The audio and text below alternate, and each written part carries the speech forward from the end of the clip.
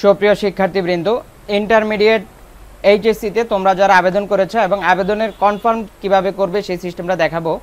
সেজন্য তোমরা ভিডিও শুরু থেকে শেষ পর্যন্ত থাকতে হবে। তো আমরা আবেদন কনফার্ম করার জন্য অর্থাৎ নিশ্চয়ন করার জন্য আমাদেরকে যেতে হবে গুগল ক্রোমে।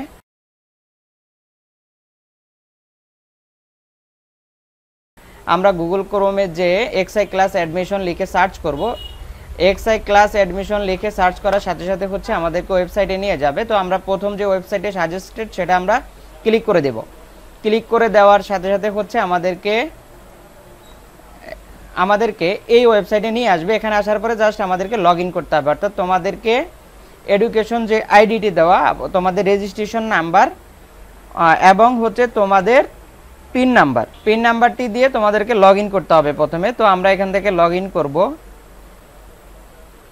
তো আমরা পাসওয়ার্ড দিব, দিয়ে হচ্ছে লগ ইনে ক্লিক দিব। লগ ইনে ক্লিক দেওয়ার সাথে সাথে আমাদেরকে তো আমরা এখানে প্রোফাইলে প্রবেশ করব। প্রথমে প্রোফাইলে প্রবেশ করার সাথে সাথে হচ্ছে আমাদেরকে এই ধরনের একটা ইন্টারফেস দেখাবে। এখানে ইউর স্ট্যাটাস সিলেক্টেড দেখাবে। তো আমরা এখান থেকে জাস্ট নির্বাচন অপশনে ক্লিক দিব। নির্বাচন অপশনে ক্লিক দিলে আমরা কোন কলেজে নির্বাচিত হয়েছে সেটি দেখাবে। আপনার নিশ্চয়ই ফলাফল দেখুন। আপনাকে অবশ্যই নির্বাচন নিশ্চিত করুন বাটনে ক্লিক করে সময়সীমার মধ্যে আপনার নির্বাচন নিশ্চিত করতে হবে। পরবর্তী পর্যায়ে আপনি অটো মাইগ্রেশনের মাধ্যমে একটি ভিন্ন প্রতিষ্ঠান স্থানান্তরিত হতে পারেন।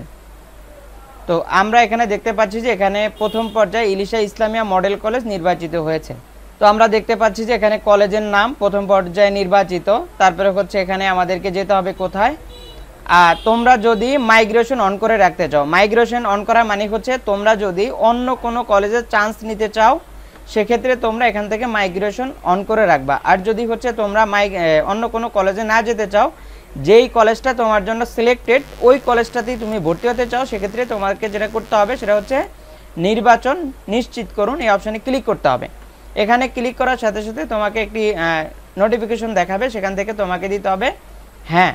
তো হ্যাঁতে ক্লিক দেওয়ার সাথে সাথে হচ্ছে এখানে তোমাদেরকে দেখাবে আপনার পেমেন্ট গেটওয়ে নির্বাচন করুন, কোন মাধ্যমে আমরা পেমেন্ট করব। তো এখান থেকে বিকাশে করা যায়, রকেটে করা যায়, তারপর হচ্ছে নগদে করা যায়। তো আমরা এখান থেকে ক্লিক দিয়ে তারপরে হচ্ছে এই জায়গাটাতে আমাদেরকে নিয়ে আসবে। এখানে আসার পর আমরা জাস্ট মোবাইল ব্যাংকিং অপশানে ক্লিক দিব। মোবাইল ব্যাংকিংয়ে ক্লিক দেওয়ার সাথে সাথে হচ্ছে আমাদেরকে এখান থেকে গেটওয়ের মাধ্যমগুলো দেখাবে। আমরা বিকাশ, রকেট, নগদ, উপায়, সেলফিন এগুলো দিয়ে নিশ্চয়ন করতে পারি। তো আমরা এখান থেকে জাস্ট বিকাশটা সিলেক্ট করব। বিকাশ সিলেক্ট করে মাউসটা স্ক্রল করে একটু নিচের দিকে যাব। নিচে যাওয়ার পরে হচ্ছে এখানে আমাদেরকে টোটাল পেমেন্ট দেখাবে কত টাকা। তো আমরা দেখতে পাচ্ছি এখানে 339 টাকা, অর্থাৎ 40 টাকা অ্যাকাউন্টে রাখতে হবে। 339 টাকা 41 পয়সা পর্যন্ত এখান থেকে কেটে নিবে। তো এরপরে হচ্ছে আমরা এখান থেকে পে অপশানে ক্লিক দিব। পে অপশানে ক্লিক দেওয়ার সাথে সাথে হচ্ছে আমাদেরকে বিকাশের যেই নাম্বার, বিকাশের এই জায়গাটাতে নিয়ে আসবে। তো আমরা এখান থেকে বিকাশের যে ফোন নাম্বার, সেই ফোন নাম্বারটি এখান থেকে তুলে দেব। ফোন নাম্বার তুলে দেওয়ার পরে হচ্ছে আমরা কনফার্ম অপশানে ক্লিক দেব। কনফার্মে ক্লিক দেওয়ার সাথে সাথে হচ্ছে যে বিকাশের মোবাইল, সেই মোবাইলে একটি SMS চলে যাবে কনফার্মেশন কোডের জন্য। তো আমরা কনফার্মেশন কোডের জন্য এখানে অপেক্ষা করব। তো আমরা এখান থেকে কনফার্মেশন কোডটি বসিয়ে দিব। তো এখান থেকে কনফার্মেশন যে SMS এ কোডটি যাবে সেই কোডটি আমরা এখান থেকে দিয়ে দিব। তারপর হচ্ছে এখান থেকে জাস্ট কনফার্ম অপশানে ক্লিক দিব। তো আমরা বিকাশের পিন নাম্বারটি এখানে দিয়ে জাস্ট কনফার্ম অপশানে ক্লিক করে দেব। কনফার্ম অপশানে ক্লিক করে দেওয়ার সাথে সাথে হচ্ছে আমাদেরকে এই ধরনের একটি নোটিফিকেশন দেখাবে এবং থ্যাংক ইউ জানাবে। এখানে লিখবে শুধু আপনার লেনদেন সফলভাবে সম্পন্ন করা হয়েছে, ধন্যবাদ, এই ধরনের একটি মেসেজ দেবে। তো এই মেসেজটি বেশি সময় স্টে করে না। তো আমরা দেখতে পাচ্ছি যে আমাদেরকে ওয়েবসাইট অন্য পেজে নিয়ে যাচ্ছে। তো আপনার পেমেন্ট সফলভাবে সম্পন্ন হয়েছে, আপনার নির্বাচন নিশ্চিত করা হয়েছে।